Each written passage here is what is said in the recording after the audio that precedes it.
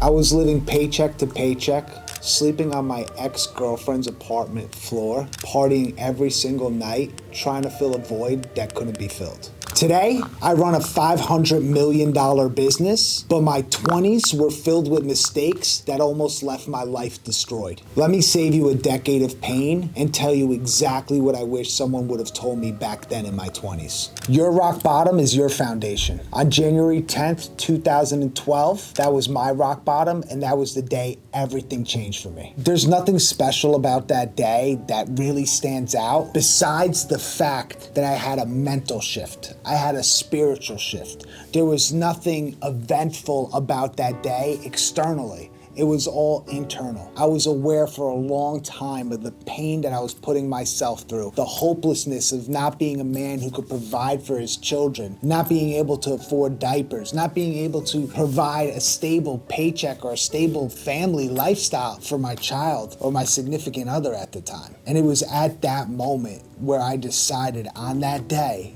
enough was enough. I am no longer going to be digging this hole any deeper. See, up until that point, I was searching for something that couldn't be filled. I was out there, instant gratification through alcohol, through drugs, through partying, through always trying to get outside of myself. And then I got to a point where I just realized this isn't going to work. It's never worked. And I'm either gonna make a change or I'm gonna end up living this miserable life. And you might be feeling this way right now. And what I would say is good, because awareness is the first step, to become aware that there is a problem in order to fix it. And then the next step is realizing what the problem is. For me, it was realizing that if you keep running into bad people and you keep running into bad situations, maybe you're the problem.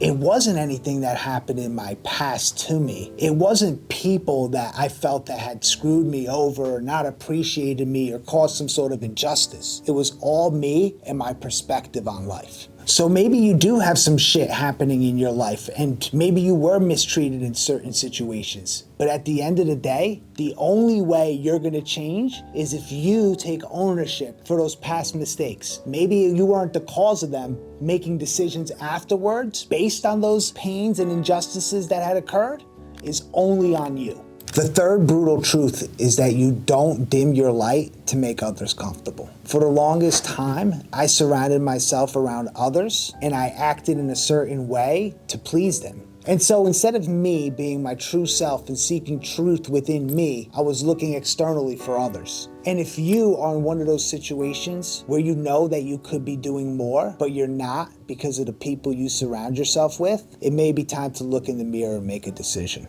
The next one up for me is being humble isn't thinking less of myself, it's thinking about myself less. I remember when I was going through this transition period of hitting rock bottom, and I was so down and out and depressed. I just felt so humiliated, so belittled by the actions I had taken in my past and where I was and that I was trying to build myself up. That transition period is ugly. But I remember speaking with one of my mentors, this guy who was uber successful, and he said something that I'll never forget. He said, dude, stop thinking about yourself so much and being so egotistical. I was like, ego? I effing hate myself right now. I don't like the person who I am, and you're telling me I have an ego? He goes, ego isn't about how you think about yourself. It's about how much you think about yourself. And that was an epiphany for me. I was like, wow, I never realized this was just ego reversed. I was still thinking about myself instead of thinking about others and what I could provide to others. And it was this entrapment that kept me in the same place I was in. And you gotta understand that if you're in one of those positions right now where you're looking at changing your life, you're looking at maybe changing your occupation, your career, whatever it is that you're looking at changing, whether you think it might be small or large, you have to understand that you are gonna get tested. And that's because you get tested the most when it's time to level up. It's like the universe asking, how bad do you want it? And it's gonna put you to the test to see how bad you really want this thing that you're saying you want. What actions are you gonna take to prove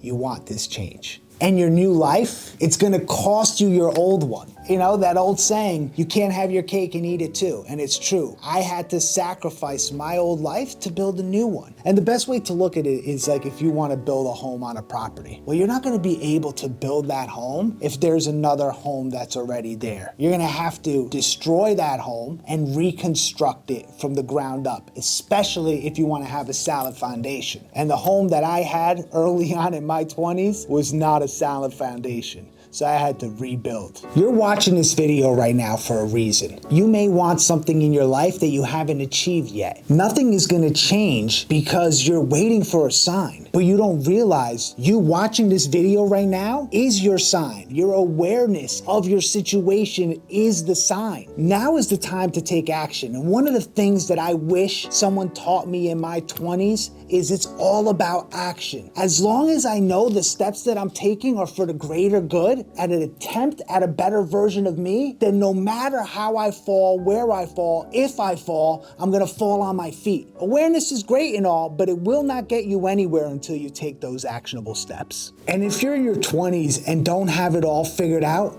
it's okay. Trust the process. In my 20s, I actually felt like it was more over than I do today. I felt like, oh, this is my life. There's nothing's gonna change. This is how I'm gonna live it forever, until I realized and I hit that rock bottom that everything in my life was about perception. You wouldn't walk up to me in my 20s and think that guy's gonna be successful. But how could you? Because I didn't think I'm going to be successful. I was so stuck in the past that I wasn't able to visualize all the things that could happen. And that was the problem. So of course, when people looked at me, they didn't believe that I was gonna be of anything of success because, like I said, neither did I. And that's where everything starts from. It starts from you. You have to put the oxygen mask on yourself before you put it on anyone else. And that means it's great if you're one of those people that wants to take care of others, but you have to take care of yourself first. Because if you don't, there's no way you're gonna be able to provide your full self, value, and support to anyone else. This is how things run in my life now. God, then myself, then everyone else. That is my chain of command. And as long as I'm following through with that, things seem to work themselves out. If you're in your 20s right now and you're watching this video and you're getting motivated, but then you go back to doing the exact same thing, realize that nothing changes if nothing changes. And what that means is if nothing about you changes, every other aspect and every other part of your life will be exactly the same. And for me, nothing changed for the longest time because I let the past define me. So the things and the circumstances and situations that occurred in the past, I brought them into the present and then they created my future. See, I was somebody that had 5 DUIs in 2011, 5. And I swore that my life was over because of that past. And so all I can tell you right now is if you focus on your past, you'll never be able to focus on your present. You just can't be in the same two places at one time. So you make a decision. Do you want to focus on your present to build a better future? Or are you going to continue to focus on whatever it was in the past that brought you to the place you are today? And if you're watching this and you're unhappy in your life, then you know that something has to change. Because the person who I was couldn't run a $500 million business, couldn't run consulting agencies and have a software company. I was incapable of that. I had to change my mindset. I had to have a spiritual shift. I had to experience a different perspective in order to become who I am today. But the only way for me to get there and the only way for you to get there is through living in the present. The moment is about remembering who you want to become and then persevering to become that, because confidence comes from keeping promises to yourself. And consistency beats motivation. Every day may not be the best day for you, may not be the best day for me. One of my mentors told me a long time ago, suit up and show up. That's it. That means just show up for the day. Even when you don't want to, just show up. Even when you feel out of it and you feel like you don't have anything of value to provide, just show up. Stop running from your future and run towards it by showing up. A few months ago, my business shut down for a week. And the day that it happened, September 17th, was my daughter Maddie's birthday. You think I could tell an 8-year-old what was going on? She doesn't know till today. Hopefully she doesn't see this video and find out.